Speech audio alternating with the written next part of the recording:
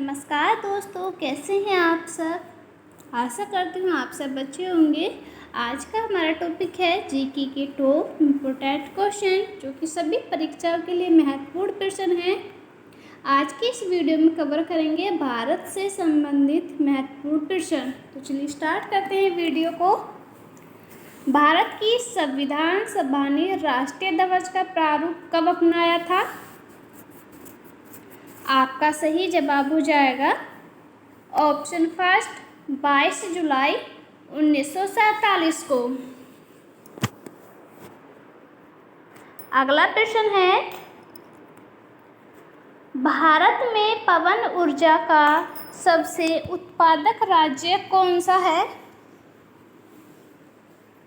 आपका सही जवाब हो जाएगा ऑप्शन सेकंड तमिलनाडु।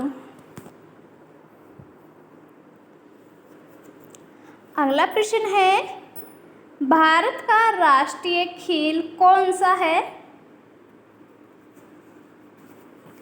भारत का राष्ट्रीय खेल कौन सा है? सही जवाब होगा ऑप्शन 3 हॉकी। भारत का राष्ट्रीय खेल है हॉकी। याद रखिएगा, भारत का राष्ट्रीय खेल हॉकी। आपका अगला प्रश्न है, भारत का राष्ट्रीय पशु कौन सा है? आपका सही जवाब हो जाएगा ऑप्शन सेकंड बाघ। भारत का राष्ट्रीय पशु है बाघ। आपका अगला प्रश्न है, राष्ट्रीय ध्वज तिरंगे के चक्र में कितनी तिल्लियां होती हैं? राष्ट्रीय ध्वज तिरंगे के चक्र में कितनी तिल्लियां होती हैं? इसका सही जवाब होगा ऑप्शन 3 24 तिल्लियां। आपका अगला प्रश्न है, राष्ट्रीय ध्वज तिरंगे का हरा रंग क्या दर्शाता है? आपका सही जवाब होगा ऑप्शन सेकंड विकास और उर्वरता। हरा रंग क्या दर्शाता है? विकास और उर्वरता। अगला प्रश्न है, भारत का राष्ट्रीय पक्षी कौन सा है? भारत का राष्ट्रीय पक्षी है ऑप्शन सेकंड मोर। रोजाना ऐसे ही वीडियोस पाने के लिए हमारे चैनल को सब्सक्राइब करके बेल आइकन ऑन कर लीजिए। अगला प्रश्न है, भारत का राष्ट्रीय फल कौन सा है? आपका सही जवाब हो जाएगा ऑप्शन 4 आम। राष्ट्रीय फल है आम।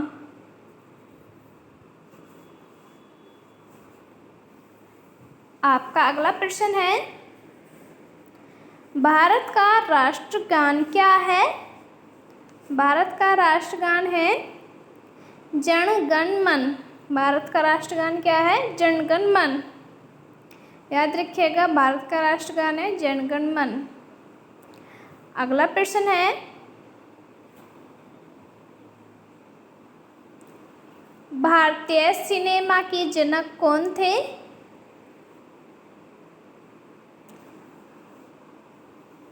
भारतीय सिनेमा के जनक कौन थे? आपका सही जवाब हो जाएगा ऑप्शन सेकंड दादा साहब फाल्के। भारतीय सिनेमा के जनक थे दादा साहब फाल्के।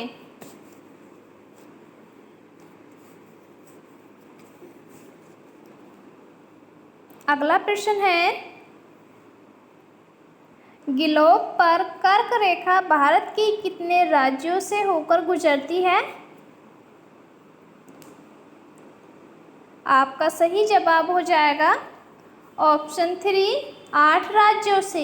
ग्लोब पर कर्क रेखा भारत के 8 राज्यों से होकर गुजरती है। अगला प्रश्न है, भारत में समुद्री तट रेखा वाले राज्यों की संख्या कितनी है? इम्पोर्टेंट प्रश्न है। भारत में समुद्री तट रेखा वाले राज्यों की संख्या कितनी है? सही जवाब होगा ऑप्शन 3 9। अगला प्रश्न है, भारत के तीसरे राष्ट्रपति कौन थे जिनका अपने कार्यकाल में ही निधन हुआ था?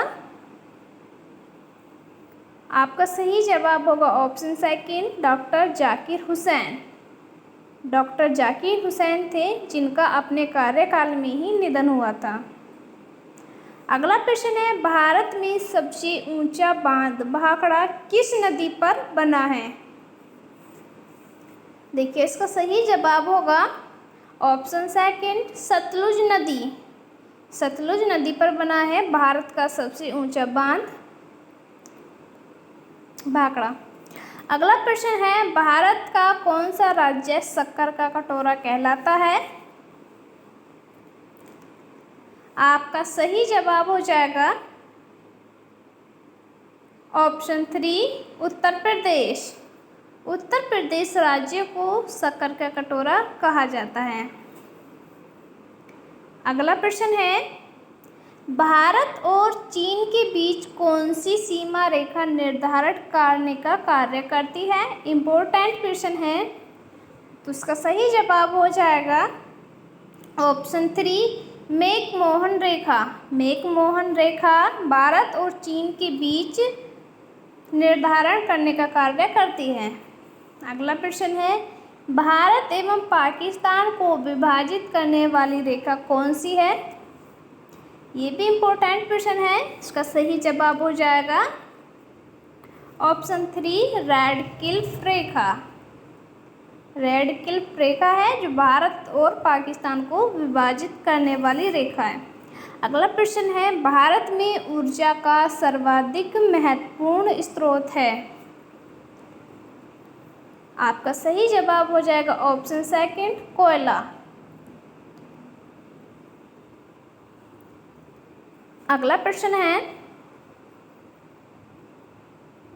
भारत का बोस्टन किसे कहा जाता है? आपका सही जवाब होगा ऑप्शन फर्स्ट, अहमदाबाद को भारत का बोस्टन कहा जाता है। अगला प्रश्न है, ये प्रश्न आपके लिए, शांत घाटी कहाँ स्थित है? शांत घाटी कहाँ स्थित है? इस क्वेश्चन का जवाब यदि आपको आता है तो कमेंट बॉक्स में दीजिए। वीडियो अच्छी लगी है तो वीडियो को लाइक कर दीजिए। चैनल पर नए हैं तो चैनल को सब्सक्राइब करके बेल आइकन को ऑन कर लीजिए, जिससे रोज़ाना आने वाले वीडियो को नोटिफिकेशन आपको मिलता रहे। Thanks for watching.